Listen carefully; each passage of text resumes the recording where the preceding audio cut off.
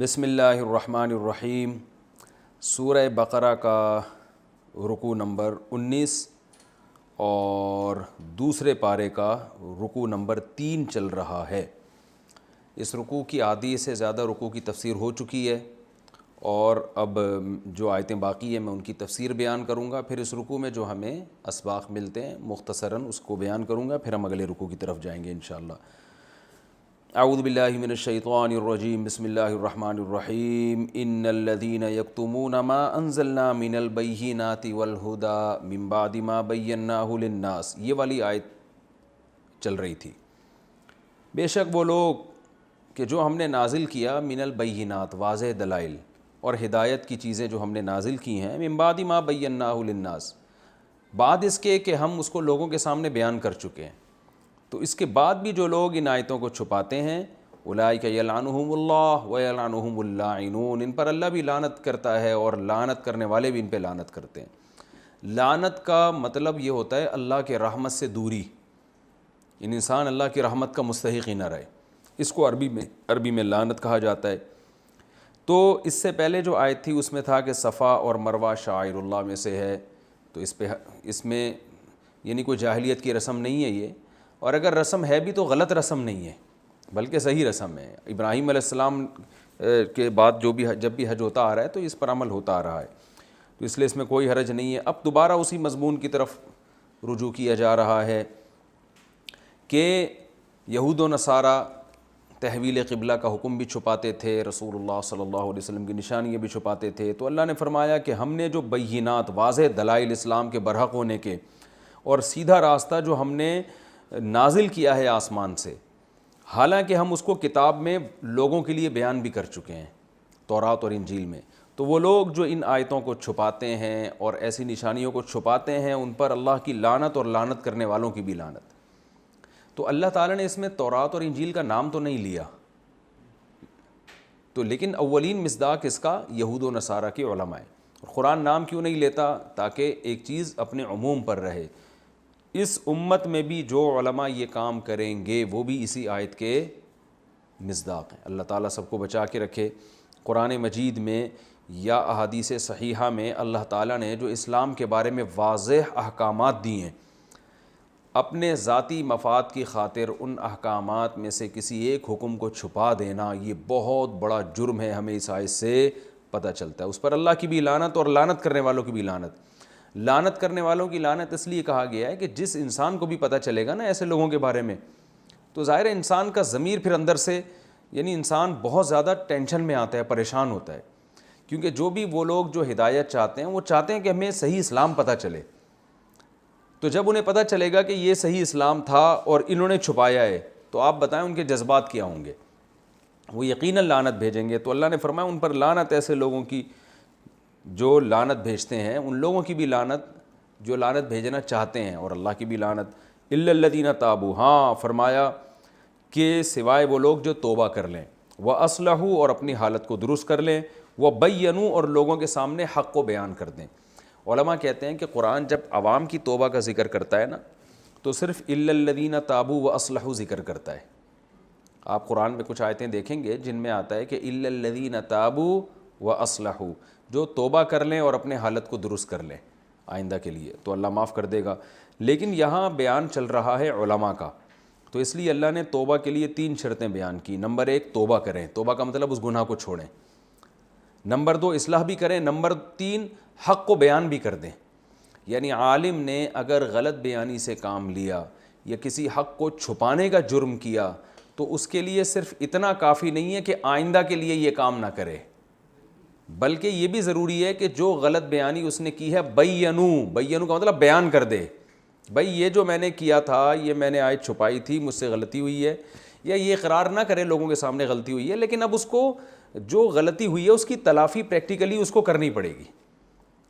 تو اللہ تعالیٰ یہاں بھی یہودیوں سے کہہ رہے ہیں، عیسائیوں سے بھی کہہ رہے ہیں اور مسلمانوں سے بھی کہہ رہے ہیں، ان کے علماء سے، یا جس کے پاس بھی حق ہے اور وہ چھپا کے لوگوں کو غلط گائیڈ کرتا ہے، تو اب جب وہ توبہ کرے گا تو اس پر لازم ہے کہ وہ لوگوں کے سامنے ڈیفائن کر دے، حق بیان بھی کر دے، بھئی یہ یوں تھا لیکن حقیقت میں کیا ہے، میں نے اس طرح بیان کیا لیکن حقیقت میں یوں ہے یہ۔ تو اس لیے اللہ نے علماء کی توبہ کے لیے 3 درجات بیان کیے، توبہ بھی ہو، اصلاح احوال بھی ہو، اور پھر حق کو بیان بھی کر دیں۔ وہ بیان کیسے کریں گے؟ یہ زمانے کے حالات کے لحاظ سے حکمت اور مصلحت کے ساتھ کوئی بھی طریقہ اختیار کیا جا سکتا ہے، لیکن آپ کی وجہ سے جو غلط فہمی لوگوں کو پھیلی ہے، آپ ہی کے ذمے ہے آپ اس غلط فہمی کا ازالہ کریں، اور اس پر بہت کم لوگ اس معیار پہ پورے اترتے ہیں توبہ میں۔ ہمارے ہاں تو توبہ کے لفظ کو اتنا آسان بنا دیا، بس توبہ توبہ کر لو سب سیٹ ہو جائے گا، ایسا نہیں ہے۔ توبہ بھی ایک شرعی حکم ہے، اس کے بھی احکام ہیں۔ جیسے نماز صرف زبان سے نماز کہہ دیا تو تھوڑی ہو جاتی ہے، پوری تفصیل ہے، اس میں وضو ہے، اس میں قیام ہے، رکوع ہے، سجدہ ہے، کچھ چیزیں رکن ہیں وہ چھوٹیں گی تو نماز ہوگی نہیں، کچھ چیزیں واجب ہیں وہ چھوٹ گئیں تو سجدہ سہو سے نماز ہو جائے گی، بہت ڈیٹیل ہے اس میں۔ تو بالکل اسی طرح توبہ بھی ایک اسلام کا ایک حکم ہے، اس میں حقوق العباد کی توبہ کا کیا طریقہ ہے، حقوق اللہ کی توبہ کا کیا طریقہ ہے۔ کچھ توبہ ایسی ہیں جن میں صرف زبان سے کہہ دینا کافی ہے، کچھ توبہ ایسی ہیں جن میں قضا بھی ہے، ادا نہیں ہے تو پھر قضا کرنی پڑے گی، تو بہت اس کے بھی تفصیلی احکام ہیں۔ تو انہی میں سے ایک اللہ نے یہاں یہ بیان کیا ہے کہ آپ سے اگر جرم یہ ہوا ہے کہ آپ نے غلط بھی، چاہے عالم ہو یا غیر عالم بھی ہو، عالم کا ذکر اس لیے کہ سیاق و سباق میں بات علماء کی چل رہی ہے، لیکن آیت عام ہے، کوئی بھی شخص حق کو چھپائے گا، جس حق کی لوگوں کو ضرورت ہے اور چھپانے کا مقصد اس کے ذاتی مفاد ہیں اور اس کی وجہ سے لوگوں کو نقصان ہو رہا ہے، تو اب اس کی توبہ اس وقت تک قبول نہیں ہوگی جب تک اس حق کو لوگوں کے سامنے بیان نہ کر دے۔ فرمایا ان الذین کفروا وماتوا وهم کفار، اور وہ لوگ جو کافر تھے اور موت ہو گئی ان کی اس حال میں کہ وہ کفر ہی پہ موت ان کی ہوئی ہے، اولئک علیہم لعنت اللہ، ان پر اللہ کی لعنت اور فرشتوں کی اور تمام اور لوگوں کی، سب کی کیا مطلب؟ اللہ، فرشتے اور لوگ، ان سب کی اس پر لعنت۔ ظاہر ہے سب لوگوں کی لعنت نہیں ہوتی، تو سب سے مراد سب لوگ نہیں ہیں، بلکہ سب سے مراد یہ تینوں طبقے۔ تو لوگوں میں بھی جو حق کے متلاشی لوگ ہوتے ہیں ان کی بھی اللہ فرماتے ہیں ان کی بھی ان پر لعنت، خالدین فیہا، اس لعنت میں یہ ہمیشہ رہیں گے، یعنی اس لعنت پر جو اثر مرتب ہوگا وہ عذاب کا، تو اس میں یہ ہمیشہ رہیں گے۔ لا یخفف عنہم العذاب، ان سے عذاب میں کمی نہیں کی جائے گی، ولا ہم ینظرون، اور نہ ان کو مہلت دی جائے گی۔ تو اس سے صاف پتہ چلتا ہے کہ قرآن واضح لفظوں میں بیان کر رہا ہے کہ ایمان پر اگر کسی کی موت نہیں ہوتی ہے تو وہ جنت میں کبھی بھی نہیں جائے گا اور ہمیشہ ہمیشہ جہنم کی آگ میں رہے گا۔ اب یہ بھی ایک ایسا حکم ہے کہ جب آپ لوگوں کو بتاتے ہیں تو جو ہے نا، لوگ بعض دفعہ اسلام کا مذاق بھی اڑاتے ہیں کہ یار یہ کیا بات ہے کہ انہوں نے جنت مومنین کے ساتھ خاص کر لی ہے، لیکن اگر لوگوں کو یہ بات نہیں بتائی جائے تو یہ بھی آیتوں کو چھپانے کے مترادف ہے۔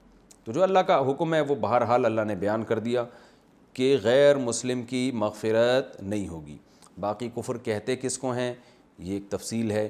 کفر کا مطلب نبی صلی اللہ علیہ وسلم کی رسالت کی دعوت اس تک پہنچی ہو پھر اس نے انکار کیا ہو، اگر دعوت ہی نہیں پہنچی تو پھر وہ کافر نہیں ہے۔ یہ قرآن مجید میں اللہ کا ارشاد ہے وَمَا كُنَّا مُعَذِّبِينَ حَتَّى نَبْعَثَ رَسُولًا، ہم اس وقت تک عذاب نہیں دیتے جب تک رسول نہ پہنچا دیں۔ تو رسول سے مراد تمام علماء کا اجماع ہے رسول یا رسول کی دعوت، یعنی رسول کی دعوت کا پہنچنا بھی رسول کا پہنچنا ہی۔ دیکھیں ہم تک رسول نہیں پہنچے لیکن رسول کی دعوت پہنچی ہے، تو اللہ نہ کرے کوئی شخص جس تک رسول کی دعوت آج پہنچی ہے وہ انکار کر دے تو وہ کافر ہے۔ تو یہ مطلب نہیں ہے کہ رسول ہر ایک کے گھر جا کے ہر ایک سے برف سے نفیس ملوں، یہ مطلب نہیں ہے۔ اسلام کی دعوت پراپر طریقے سے پہنچ گئی ہے اور اس نے پھر غور و فکر کر کے ایمان قبول نہیں کیا تو اس پر پوری امت کا اجماعی عقیدہ انہی آیتوں کی روشنی میں کہ وہ جہنم کی آگ میں ہمیشہ ہمیشہ جلے گا۔ البتہ جس تک اسلام کی دعوت نہیں پہنچی اور ظاہر ہے اس سے اسلام کے بارے میں تو سوال نہیں ہوگا، لیکن کیا اللہ کے بارے میں اس سے سوال ہوگا؟ تو اس میں علماء کے بہت سارے اقوال ہیں۔ امام ابو حنیفہ کا جو مذہب ہے، جو ان کی رائے ہے اور بڑی مضبوط رائے ہے، وہ یہ ہے کہ اگر اس نے شرک کیا تھا، مثال کے طور پر ایک آدمی کسی ایسے ملک میں پیدا ہوتا ہے اس کو اسلام کا پتہ ہی نہیں ہے، تحقیق ہی نہیں ہے اس کو کچھ بھی اس بارے میں، اور ڈیٹیل بھی معلوم نہیں ہے اس کو پتہ ہی نہیں مذاہب کا، تو وہ یا ہم فرض کر لیتے ہیں جنگل میں رہتا ہے، ایک حبشی ہے بالکل، تو اب کیا ہوگا کہ اس سے کیا اللہ کے بارے میں سوال ہوگا؟ تو اس پر علماء کہتے ہیں، جو محقق علماء ہیں، کہ اگر اس نے شرک کیا ہے، پتھروں کو پوجا ہے، سورج کو پوجا، چاند کی عبادت کی، تو پھر قیامت کے دن اس سے سوال ہوگا اور شرک کی سزا میں وہ ہمیشہ جہنم کی آگ میں رہے گا وہ، اس لیے کہ اس کے لیے دعوت کا پہنچنا ضروری نہیں ہے۔ اتنی عقل اللہ نے ہر انسان کو دی ہے کہ اسے یہ پتہ چل سکتا ہے کہ جو بنی ہوئی چیز ہے، مخلوق ہے، وہ معبود نہیں ہو سکتی۔ تو اس لیے شرک کی سزا جو علماء کے جو صحیح قول کے مطابق اس کو ملے گی لازمی۔ تو یہ ہے، ہاں یہ ضروری ہے کہ اس کو اتنی مہلت ملی ہو، سوچنے کا ٹائم ملا ہو۔ مثال کے طور پہ ایک آدمی بچپن میں ہی مر گیا تو بے شک وہ شرک کرتا تھا، لیکن بچپن میں انسان میں عقل نہیں ہوتی، تو بلوغت کے بعد اتنا ٹائم اس کو ملا ہو، اس کو کھوپڑی استعمال کرنے کا موقع ملا ہو کہ میں کیا کر رہا ہوں، تو اتنا موقع ملا ہو اس کو کہ جس میں وہ صحیح اور غلط میں تمیز کر سکتا تھا، اس کے باوجود نہیں کی تو وہ جہنم میں جائے گا۔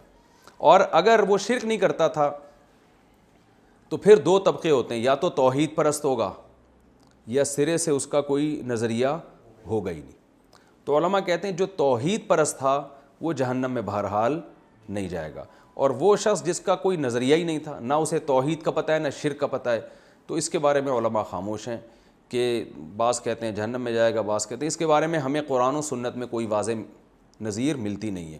تو بہت سے علماء، عرب علماء اس کے قائل ہیں کہ ایسے شخص کو قیامت کے دن امتحان میں ڈالا جائے گا، زندگی الگ سے اس کو قیامت کے دن دی جائے گی اور اس کو دونوں راستے دکھائے جائیں گے، اور پھر اس کو جیسے ہوتا ہے نا کہ بعض دفعہ ایمرجنسی میں بھی پیپر لیا جاتا ہے نا لوگ کسی سے کہ بھائی وہ پیپر سے رہ گیا تھا تو اب جو ہے وہ چلو بھائی اس کے لیے انتظام، یہ بیمار تھا یا کوئی مسئلہ تھا اس کے ساتھ، تو فوراً ابھی اس کو پیپر دو اور اس کے حساب سے دو، اتنا آسان بناؤ کہ یہ حل کرنا چاہے تو حل کر سکے، تو فوراً ہوتا ہے نا، اس طرح بھی انتظام ہوتا ہے کہ بھئی ابھی ہم آپ سے، بعض دفعہ ہمارے مدرسے میں ایسا ہوا کہ پیپر ہو ہی نہیں سکے تو پھر ہم نے طلبہ سے زبانی سوالات پوچھے ہیں، بھائی یہ پیپر کا ٹائم نکل گیا ہے، آپ بیمار تھے، آپ آ نہیں سکے تھے، ایمرجنسی ہے، تو مدرسے کی انتظامیہ نے بچے کو میرے پاس بھیج دیا کہ اب ریٹرن میں لینے کے بجائے ان کا آپ زبانی ٹیسٹ لے لیں اور دیکھیں یہ کتنے پانی میں ہے، تو اس کے حساب سے آپ اس کو نمبر دے دیں۔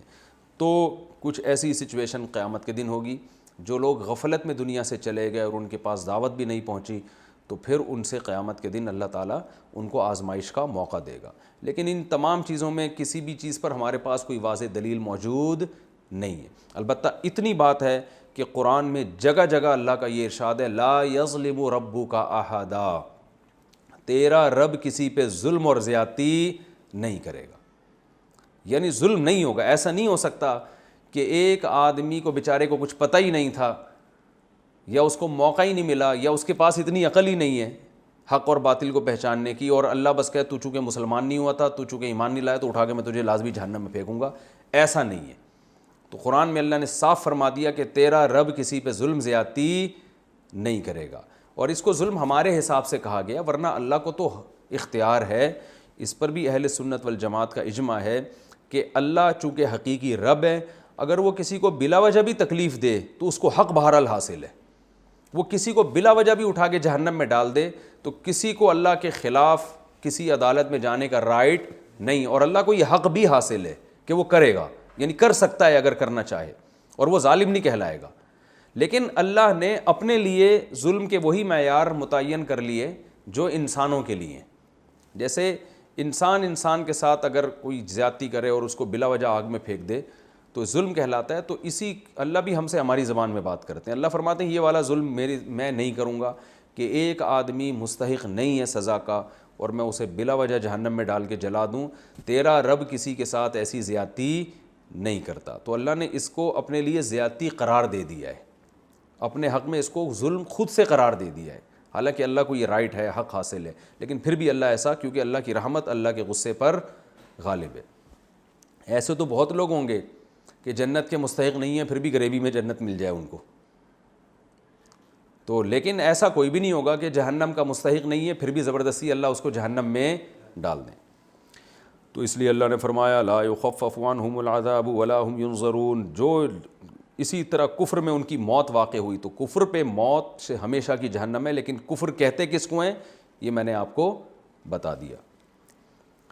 فرمایا وَإِلَٰهُكُمْ إِلَٰهٌ وَاحِدٌ، اصل جو قرآن کا مضمون ہے نا وہ توحید ہے، انبیاء کو اسی وجہ سے بھیجا گیا کہ لوگ ایک خدا کے وجود پر بھی ایمان لائیں اور اس کو ایک بھی مانیں اور اس کی غلامی کریں, اس کو مانیں کہ وہ غلامی کے قابل ہے, لائق صرف وہی ہے, عبادت کے لائق صرف وہی ہے. تو اس لیے اب قرآن میں یہ پوری ڈیٹیل یہود و نصارہ کے واقعات اور یہ سب بیان کرنے کے بعد اصل حکم کو دوبارہ لوٹایا جا رہا ہے. جو آپ صلی اللہ علیہ وسلم کا اصل مشن تھا جس کے لیے آپ دنیا میں آئے, فرمایا وَإِلَٰهُكُمْ إِلَٰهٌ وَاحِدٌ, اور تمہارا معبود, تمہارا الہ.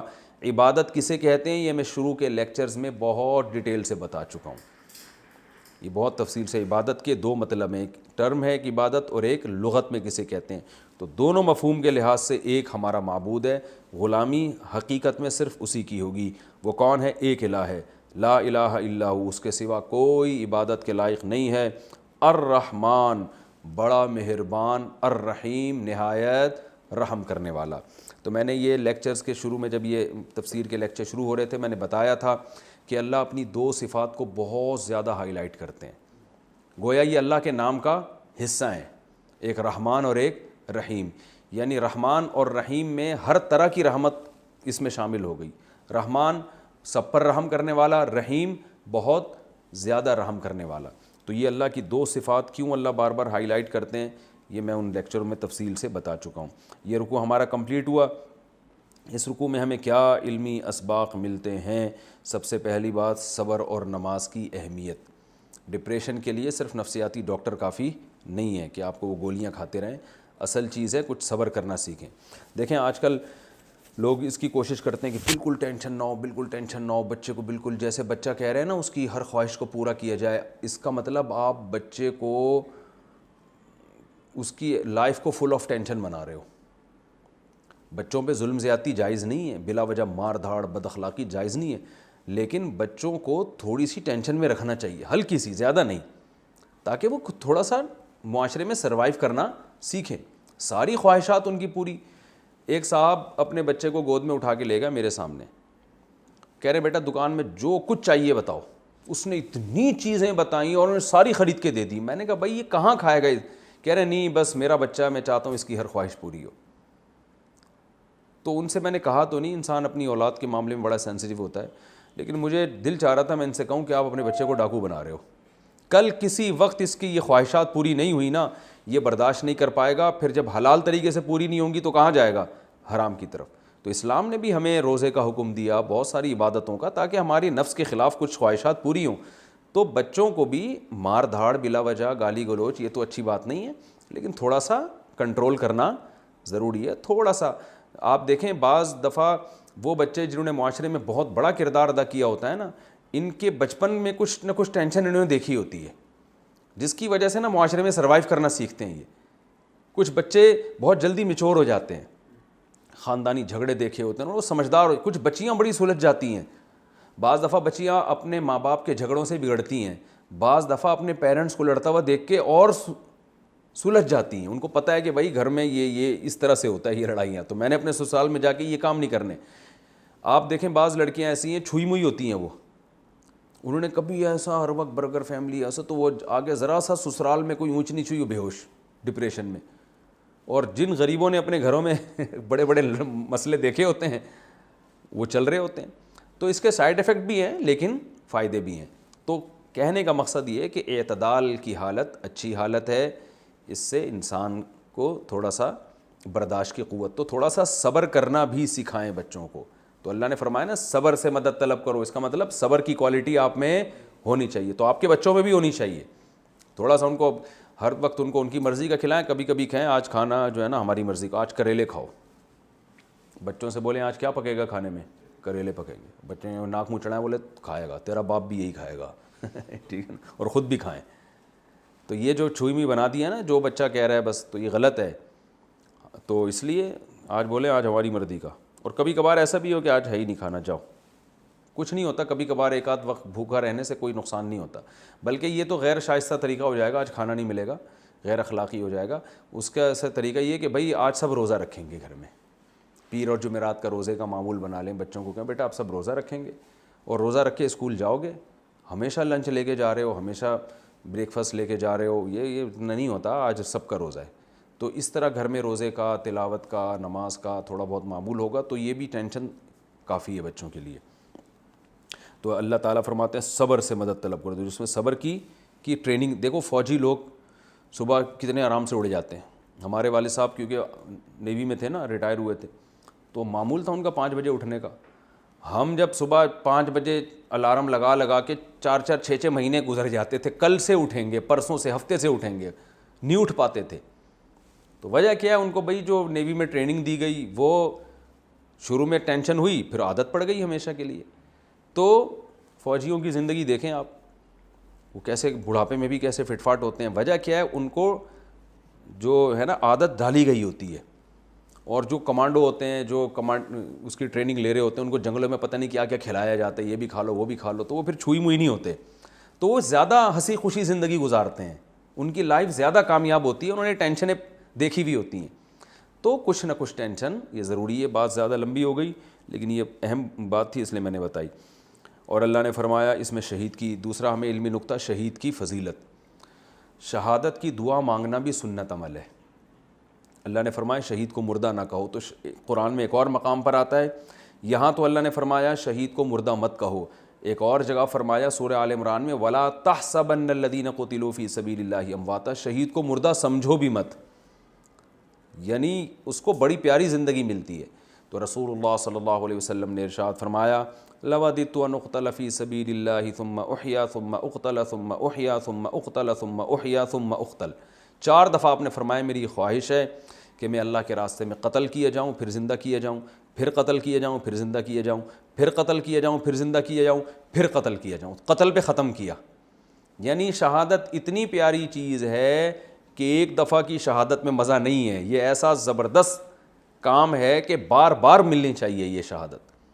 حدیث میں آتا ہے رسول اللہ صلی اللہ علیہ وسلم نے فرمایا کہ جنتی جب جنت میں چلے جائیں گے, شہید بھی, تو اللہ تعالیٰ سب سے پوچھیں گے تمہیں کسی چیز کی خواہش ہے؟ وہ کہیں گے اللہ تو نے ہمارے چہروں کو سفید کر دیا, تو نے ہمیں سب کچھ دے دیا, ہمیں کیا چاہیے؟ جب بار بار اللہ پوچھیں گے تو شہید کہے گا کہ اللہ اگر تو میری خواہش پوری کرنا چاہتا ہے تو ایک خواہش ہے, وہ یہ ہے کہ مجھے دنیا میں دوبارہ بھیج اور پھر دوبارہ مجھے اپنی راہ میں قتل کر دے. میں یہ چاہتا ہوں مجھے یہ دوبارہ شہادت کا عہدہ ملے. تو آپ اندازہ لگاؤ کیا نعمت ہے. اس لیے کہ نبی صلی اللہ علیہ وسلم نے فرمایا کہ وہ جو کرامت دیکھے گا نا کہ شہادت کے وقت اس کا جو اللہ کی طرف سے اعزاز و اکرام ہوا تھا, وہ پروٹوکول اس کو یاد رہے گا کہ وہ پروٹوکول مجھے دوبارہ چاہیے. تو اس لیے اسلام میں شہادت کوئی معمولی درجہ نہیں ہے, معمولی موت نہیں ہے, بہت مبارک موت ہے یہ. تو اس کے لیے پیغمبروں نے دعائیں مانگی ہیں, تو ہمیں بھی اپنی دعاؤں کا حصہ بنانا چاہیے. اور پھر اس کے لیے ذہنی طور پر, جسمانی طور پر تیار بھی رہنا چاہیے. وہ ایک مولوی صاحب کا واقعہ بیان کرتا ہوں نا کہ حلوے مانڈے, بدعتی مولوی تھے, حلوے مانڈے بہت کھاتے تھے, شہادت کی دعا مانگتے تھے. تو کسی نے کہا آپ میدان جہاد میں تو جاتے نہیں ہو, کیا حلوے میں کوئی بم رکھ کے دے گا آپ کو کیا؟ تو اس کے لیے بھائی تھوڑا سا ایکسرسائز کرنی چاہیے. اور اگر کوئی فوج میں جا سکتا ہے, اس کو اللہ نے صلاحیت دی ہے, تو اس جذبے سے فوج میں جائے, اسلامی ملک کی فوج میں, کہ میں اپنے ملک کا دفاع کروں گا, اپنی قوم کا دفاع کروں گا. تو صرف زبانی دعویٰ کافی نہیں. اور اگر کوئی نہیں جا سکتا یا دوسرے کام اس کے بہت ہیں, تو ویسے اللہ سے دعا مانگ لے کہ اللہ اگر کبھی جنگ کا موقع چھڑتی ہے کوئی اسلام اور کفر کی اور اہل باطل اور اہل حق کی, تو ایسے موقع پہ مجھے اہل حق کا ساتھ دینے کی توفیق عطا فرمانا. جنگ کی تمنا جائز نہیں ہے, حدیث میں آتا ہے, صحیح بخاری کی حدیث ہے لا تتمنوا لقاء العدو, دشمن سے لڑائی کی تمنا مت کیا کرو, دعائیں مت مانگو اللہ جنگ چھڑوا دے. ہندوستان پاکستان بہت دنوں سے تمیز سے بیٹھے ہوئے ہیں, کوئی لڑائی نہیں ہوئی, اللہ پھڈا کروا دے اور پھر مجھے میدان میں بھجوا دے اور پھر مجھے شہید کروا دے. ایسا نہیں ہے. حدیث میں آتا ہے امن مانگا کرو اللہ سے. فرمایا لیکن اگر اللہ کی طرف سے مقدر ہو جائے جنگ, فَإِذَا لَقِيتُمْ فَاصْبِرُوا, پھر صبر سے کام لو. وَاعْلَمُوا أَنَّ الْجَنَّةَ تَحْتَ ظِلَالِ السُّيُوفِ, اور یقین کر لو جنت تلواروں کے سائے میں ہے. توپوں کی گھن گرج کے تحت اللہ نے, تلوار تو ایک کنایا ہے نا, تو یہ بڑی پیاری حدیث ہے. تو اس لیے جنگ کی کبھی تمنا نہیں کرنی چاہیے, ہمیشہ صلح کے راستے کو اختیار کرنا چاہیے. لیکن اگر مسلط ہو جائے تو پھر آپ صلی اللہ علیہ وسلم نے فرمایا ثابت قدمی سے, اور پھر شہادت کی دعا بھی مانگنی چاہیے انسان کو. اچھا, یہ ہمیں دوسرے علمی نقطے کی بات پتہ چلتی ہے. تیسری بات, اللہ نے فرمایا ہم تمہیں آزمائیں گے خوف کے ذریعے, بھوک کے ذریعے, مالوں کی کمی, جانوں کی ہلاکتیں, پھلوں کی کمی. تو بہت سے لوگ جب پریشانیاں آتی ہیں نا تو کہتے ہیں اللہ ہم سے ناراض ہے. تو یہ ضروری نہیں ہے بھائی اللہ آپ سے ناراض ہو. پھر وہ ناراضی کی وجہ سمجھ میں نہیں آتی، تو پھر بجائے اس کے کہ اپنے اعمال درست کریں عاملوں کے پاس چلے جاتے ہیں، تو یہ بھی غلط ہے۔ بھئی یہ تو پیغمبروں پر بھی پریشانی آئی ہیں، تو اللہ سے مانگنی تو عافیت چاہیے، لیکن اگر یہ سب چیزیں ہو رہی ہیں تو کوئی بات نہیں، یہ تو نارمل ہیں، صحابہ کے ساتھ بھی ہوئی تھی۔ تو ہمیں اس موقع پر کیا کرنا ہے؟ وَبَشِّرِ الصَّابِرِينَ، اللہ فرماتے ہیں میں صبر کرنے والوں کے ساتھ ہوں، صبر کرنے والوں کو خوشخبری دے دیں۔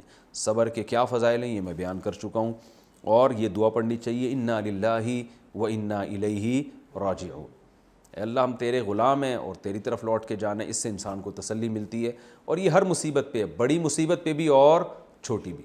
ہم نے علماء کو دیکھا ہے بیٹھے ہیں، لائٹ چلی گئی تو ایک ٹینشن ہوتی ہے، تو اس پہ بھی یہ پڑھتے تھے اِنَّا لِلَّهِ وَإِنَّا إِلَيْهِ راجعون۔ اس کو عربی میں کہتے ہیں استرجاع، حدیث میں آتا ہے فاسترجع، استرجاع یعنی اِنَّا لِلَّهِ وَإِنَّا إِلَيْهِ راجعون پڑھا، تو اِنَّا لِلَّهِ وَإِنَّا إِلَيْهِ راجعون پڑھنے کو کیا کہا جاتا ہے عربی میں؟ استرجاع، باب استفعال سے استرجاع، یہ ایک ٹرم ہے، یعنی فلاں شخص نے اِنَّا لِلَّهِ وَإِنَّا إِلَيْهِ راجعون پڑھا تو ہم کہیں گے استرجع فلان، فلاں نے یہ الفاظ پڑھے۔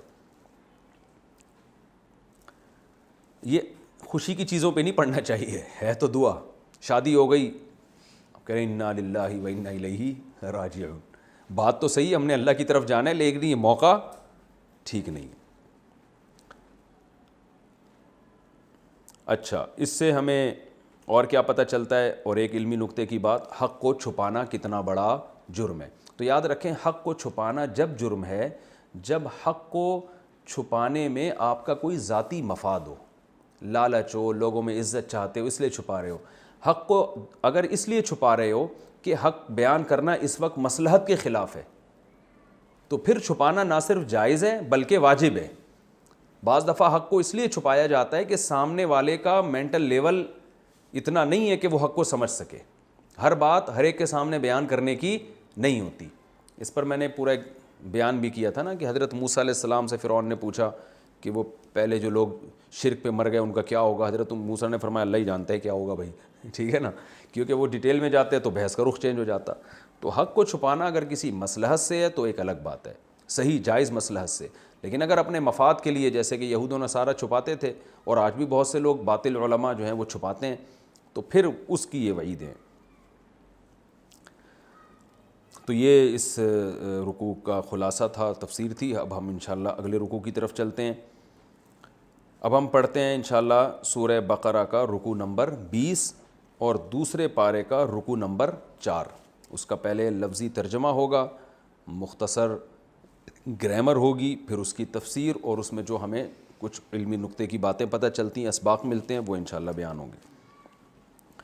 فرمایا ان فی خلق السماوات والارض، بے شک آسمانوں اور زمین کے پیدا کرنے میں، خلق کا معنی پیدا کرنا، ورب یہ، واختلاف اللیل والنہار، لیل اور نہار کے اختلاف میں، رات اور دن کے اختلاف میں۔ اختلاف دو طرح کا ہوتا ہے رات اور دن میں، بعض دفعہ راتیں لمبی اور دن چھوٹا، بعض دفعہ دن لمبے اور راتیں چھوٹی، یہ بھی اختلاف ہے، ایک حالت پہ رہتے نہیں ہیں۔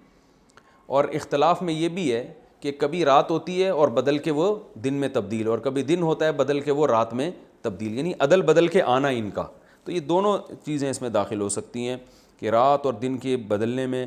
والفلک التی تجری فی البحر، فلک کہتے ہیں کشتی کو، اور وہ کشتی جو سمندر میں چلتی ہے، اس میں سمندری جہاز بھی داخل ہیں، جو بھی سمندر میں چلنے والی چیزیں ہیں نا وہ سب فلک میں آتی ہیں۔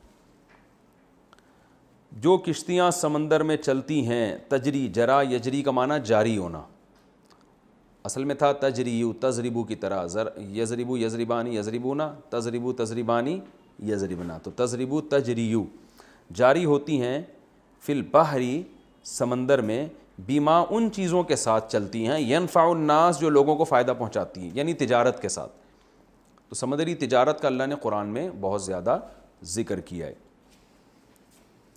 وما، اور اس چیز میں، انزل اللہ من السماء، جو اللہ نے آسمان سے اتارا، من السماء یعنی پانی۔ تو ان تمام چیزوں میں کیا ہے؟ اچھا، اس پانی سے کیا کیا؟ احیا یحیی احیاء، اکرما یکرم اکرامن کی طرح۔ پھر اس پانی سے اللہ تعالیٰ نے الارض، زمین کو زندہ کر دیا، اس میں طرح طرح کے نباتات اگائے۔ بعد موتھا، اس زمین کے مردہ ہونے کے بعد، کچھ بھی نہیں تھا، پانی برسا کے زندہ کر دیا.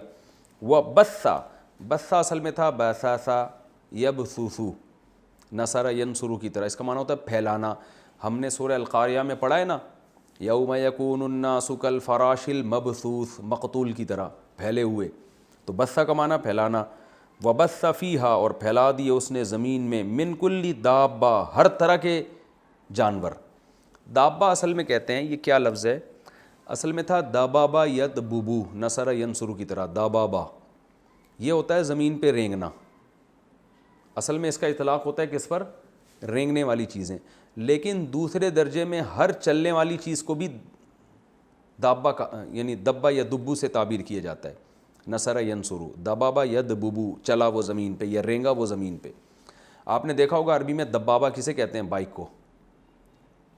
جدید عربی میں نا بائک کو کیا کہتے ہیں، دبابا، تو اسی سے نکلا ہے. تو اور دابا یہ داب کی مؤنث ہے. داب اصل میں تھا داببن زاربن، اصل میں کیا تھا داببن، چلنے والی چیز. اور دابیباتن مؤنث ہے اس کی. تو دابیباتن کو پڑھا کیا جاتا ہے دابتن، با کو با میں ملا دیا جاتا ہے. تو یہ دابہ کا لفظ قرآن میں بہت استعمال ہوا ہے، تو آپ کو اس کی پتہ ہونا چاہیے یہ اصل میں کیا ہے. دابیبا زاربتن، زاربن کا معنی مارنے والا، زاربتن کا معنی مارنے والی. تو دابتن چلنے والی کوئی بھی چیز. تو اس میں انسان بھی داخل ہو گئے، لیکن عام طور پر جو ہے نا اس کا اطلاق ہوتا ہے رینگنے والی چیزوں پہ. لیکن دوسرے درجے میں یہ ہر زمین پہ بسنے والی کوئی بھی چیز جو حرکت کرنے والی وہ سب پہ اطلاق ہوتا ہے. تو یہاں سب چیزیں مراد ہیں. فرمایا وبث فیہا من کل دابہ، اور پھر زمین میں اس نے ہر طرح کے چوپائے اور جانور اور چلنے والی چیزوں کو پھیلا دیا. وتصریف الریاح، اسی طرح ہواؤں کے بدلنے میں بھی. صرف یصرف تصریفا، سبح یسبح تسبیحا کی طرح. اس کا معنی ہوتا ہے صرف، کہتے ہیں کسی چیز کو یعنی عدلنا بدلنا. یہ جو ہم صرف پڑھتے ہیں نا، ضربا ضربا ضربو، اس گردان کو بھی صرف کہتے ہیں، کیونکہ آپ پھیر رہے ہوتے ہیں نا ایک لفظ دوسری طرح، پھر دوسرا تیسری درجے میں، تو پھیر پھیر کے آپ نے پورا حشر نشر کر دیا ہوتا ہے. تو تصریف کا معنی بھی یہی ہے، ایک چیز کو پھیرنا، چلانا.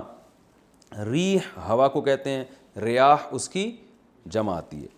تو اللہ فرماتے ہیں وہ تصریف الریاح، اور ہواؤں کے چلانے میں، والسحابی، اور بادلوں کے چلانے میں بھی، یا بادلوں میں بھی. سحاب بادل کو کہتے ہیں، وہ بادل المسخری جو مسخر ہیں، بین السماء والارض، آسمان اور زمین کے درمیان.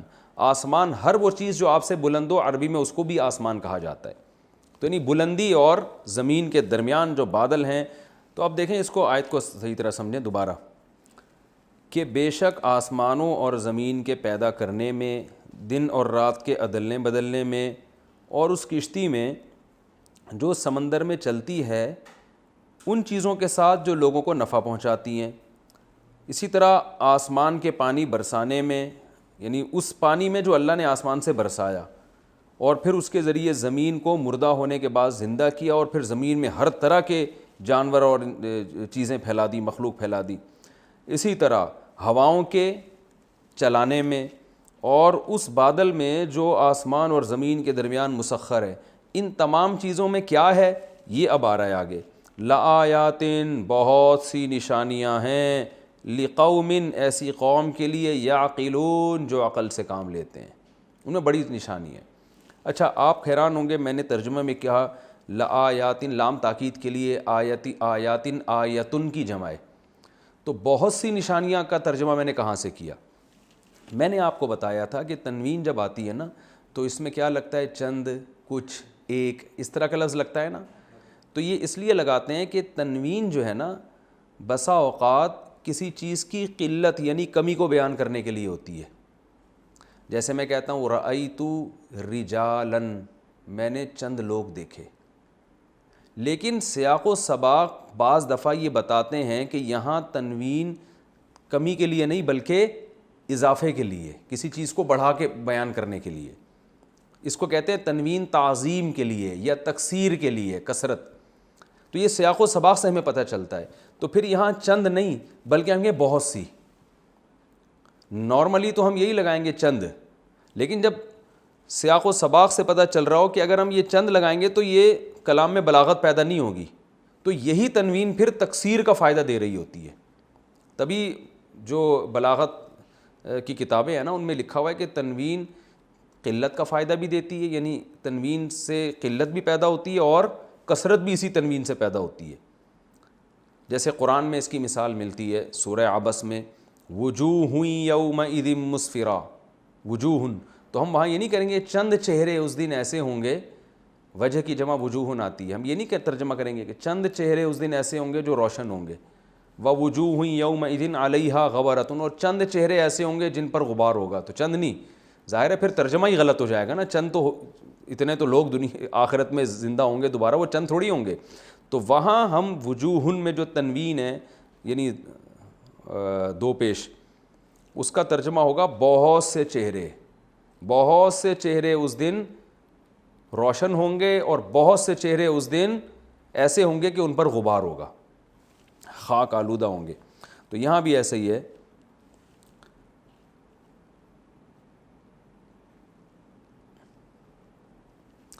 تو اب یہاں پر کیا ترجمہ ہے کہ ان تمام چیزوں میں لآیات، بہت سی نشانیاں ہیں، لقوم، ایسی قوم کے لیے، یعقلون، جو عقل سے کام لیتے ہیں. ابھی چونکہ لفظی ترجمہ چل رہا ہے، تفسیر انشاءاللہ بعد میں. آگے ارشاد فرمایا وَمِنَ النَّاسِ، اور لوگوں میں سے بعض ایسے ہیں، لوگوں میں سے کچھ ایسے ہیں، من، جو کہ ایسے لوگ ہیں، یتخذو، ٹھہرا لیتے ہیں، بنا لیتے ہیں. یہ کئی دفعہ یتخذو کا لفظ آ چکا ہے. من دون اللہ، اللہ کو چھوڑ کر، اندادن، اس کے شریک. ند کہتے ہیں، ند کسی کے بھی ہم مثل کو، اور انداد اس کی جمع آتی ہے، یعنی اللہ کا ہم مثل بنا لیتے ہیں، معبود بنا لیتے ہیں اللہ کو چھوڑ کر. پھر کرتے کیا ہیں؟ یحبونہم، یحبونا اصل میں تھا یحبیبونا، یکریمونا کی طرح. احبابا یحببو احبابا، محبت کرنا. فرمایا یحبونہم، پھر یہ ان معبودوں سے محبت کرتے ہیں، کا حب اللہ، اللہ سے محبت کی طرح. کا معنی طرح، کیا مطلب؟ ایسے محبت کرتے ہیں جیسے محبت کس سے کرنی چاہیے؟ اللہ سے. تو اللہ کی جیسی محبت ان سے کرنا شروع کر دیتے ہیں. والذین آمنوا، اور وہ لوگ جو ایمان لائے، اشدو، اشددو تھا اصل میں ازربو کی طرح، کمپیریٹیو نہیں ہے. ازربو دوسرے کے مقابلے میں زیادہ مارنے والا، اشددو دوسرے کے مقابلے میں زیادہ شدید. تو والذین آمنوا، جو ایمان والے ہیں، اشد حباً، وہ دوسرے کے مقابلے میں زیادہ سخت ہوتے ہیں ازروئے محبت کے، للہ، اللہ سے. کیا مطلب؟ کسی اور سے وہ اتنی محبت نہیں کرتے جتنی محبت کس سے کرتے ہیں؟ اللہ سے. یعنی وہ اللہ سے محبت میں دوسروں کی محبت سے زیادہ شدید ہوتے ہیں. یہ مطلب ہے آیت کا. یعنی جتنی محبت وہ دوسروں سے کرتے ہیں، اللہ سے وہ محبت سب سے دوسروں کی نسبت زیادہ کرتے ہیں. آگے فرمایا وَلَوْ، اور اگر، یرا کئی دفعہ آ چکا ہے یہ لفظ، دیکھ لیں. وَلَوْ يَرَى الَّذِينَ ظَلَمُوا، اور دیکھ لیں اگر وہ لوگ جو ظالم ہیں. کیا دیکھ لیں؟ یہ آگے آ رہا ہے. اِذْ يَرَوْنَ الْعَذَابَ، جب وہ عذاب اپنی آنکھوں سے دیکھیں گے. وہ کب؟ قیامت میں دیکھیں گے نا. تو اللہ فرماتے ہیں جب یہ لوگ عذاب اپنی آنکھوں سے دیکھیں گے، تو اگر ایسا ہوتا کہ یہ ظالم لوگ دیکھ لیتے یہ بات، ان القوۃ للہ جمیعا، کہ قوت حقیقت میں ساری کی ساری اللہ کے لیے ہے، وان اللہ شدید العقاب، اور اللہ شدید عقاب والا ہے. تو اگر یہ لوگ پہلے سے دیکھ لیں نا، تو آگے جزا محذوف ہے، تو وہ کام نہ کریں جو یہ اب کر رہے ہیں. بعض دفعہ قرآن میں شرط ہوتی ہے جزا محذوف، یعنی ادھورا جملہ ہوتا ہے، اس لیے کہ پچھلے جملے سے اگلا خود بخود سمجھ میں آ رہا ہوتا ہے. دوبارہ میں اس کا ترجمہ کرتا ہوں. اور اگر دیکھ لیں ظالم لوگ، کب دیکھ لیں؟ جب وہ عذاب اپنی آنکھوں سے دیکھیں گے. تو جب یہ عذاب اپنی آنکھوں سے دیکھیں گے، اس سے پہلے اگر یہ لوگ یہ بات سمجھ لیں. کیا سمجھ لیں؟ کہ ان القوۃ للہ جمیعا وان اللہ شدید العقاب. یہ آیت کا چونکہ ترجمہ تھوڑا سا عوام کو سمجھانا، اس کی جو لفظی ترجمہ ہے مشکل ہے، تو اس کو ہم اگلے ایپیسوڈ کے لیے رکھ لیتے ہیں، کیونکہ اگلی آیت بھی ترجمے کے لحاظ سے تھوڑی سی ٹپیکل ہے.